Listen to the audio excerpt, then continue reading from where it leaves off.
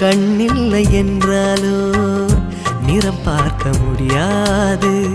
நிறம் பார்க்கும் உன் கண்ணை நீ பார்க்க முடியாது. குயில் இசை போதுமே, அடக்குயில் முகம் தேவையா?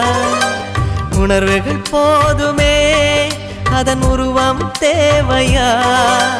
கண்ணில் காட்சி தோன்றிவிட்டால் கற்பனை தீர்ந்துவிடும். கண்ணில் தோன்றா காட்சியில்தான் கற்பனை வளர்ந்துவிடும். பாடல் போல தேடல் கூட ஒரு சுகமே.